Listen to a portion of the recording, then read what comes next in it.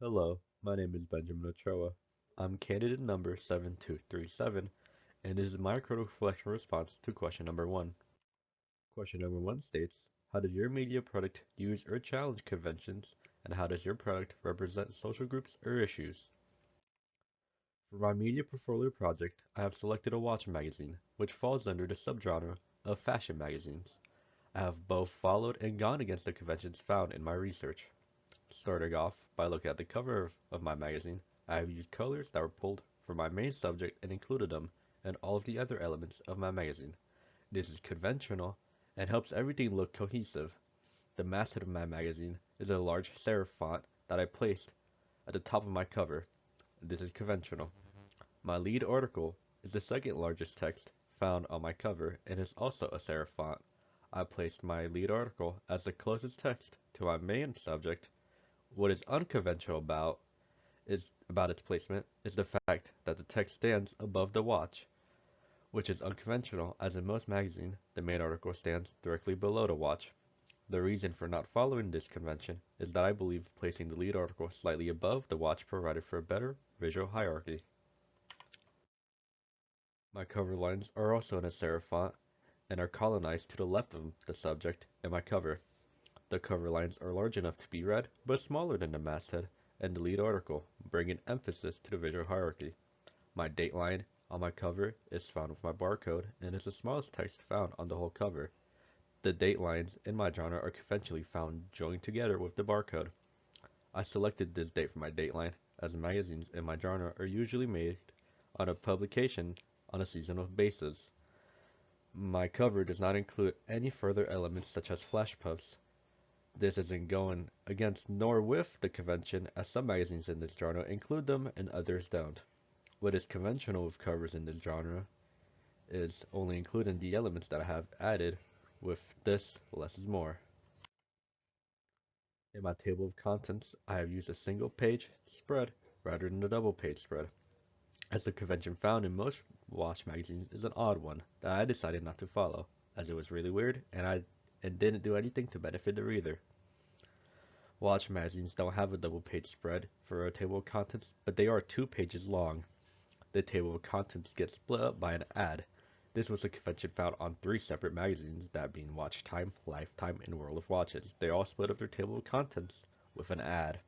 And the best reason I could surmise is that readers may be attracted to the ad that splits up the table of contents, making it worthwhile ad space to advertisers. Either way, I went against it and kept it to a single page.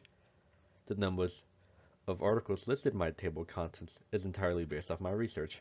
I made sure that it spanned to at least 90 pages, as the average length of magazines in my genre span around 80 to 100. Most of the photos in my table of contents have a number that indicates which article the image pertains to.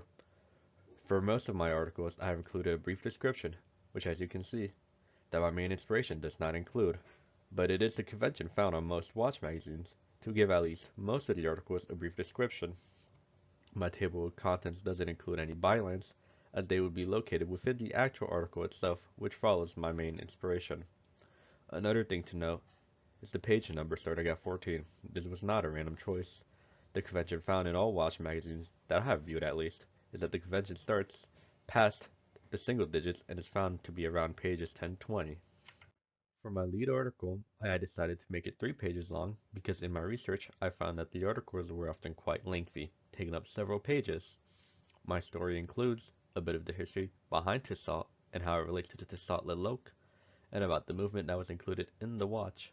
In my story, I made sure to go in depth about the internals and the specs of the watch, articles that go into the history that is found behind the watch and that go into detail about the internals and specs of a watch are what is most seen within this genre. This shows that my lead article is conventional. When creating my cover story and deciding where to place the main elements, I took heavy inspiration from the magazines that I had researched to ensure that it was conventional.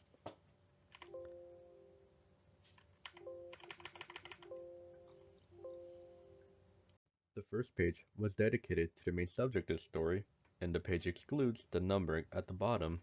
Instead, what is found is a caption that belongs to the subject, establishing a strong visual hierarchy.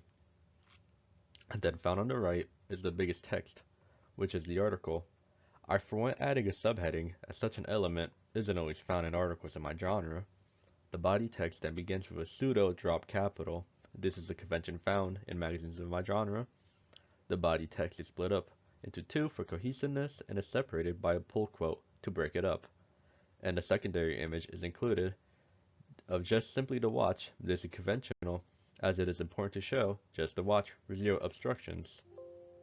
Proceeding on to the next page, at the very top of the page is a sort of header that informs what article the page pertains to. Notice that it does not say the article name, but it's the ops for the name of the watch the article is about. This was a convention found on most watch magazines. Faded into the background is two watches paired up with one another. The reason for the fading is that it is not the main subject in this instance, but rather a support to what is found in front of it, that being a box that lists all the main specifications of the watch. This little box of information is not a summary of the article, as some of the information found isn't within the article. It is simply an element that is for the gritty details of the watch. By researching magazines of my genre, I learned how social groups and issues are represented in watch magazines. My specific genre showcases watches, which is a high-end luxury product that most may not purchase and or afford, and are mostly targeted towards wealthy males. In my magazine, I followed the convention of catering towards them, as the topics I discussed were ones that they would most likely be interested in. In my article, I talked about the Tissot look. I discussed the heritage behind it, a major topic when it comes to luxury. Another fact is that I displayed the male variant of the watch.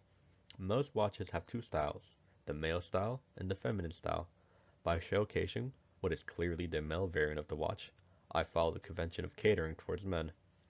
I did slightly go against that in my table of contents, as one of the images, arguably the most eye-catching one, there is a woman's beloved Sutton, but nevertheless, while in my magazine there is some slight deviation, I still mostly cater towards wealthy men.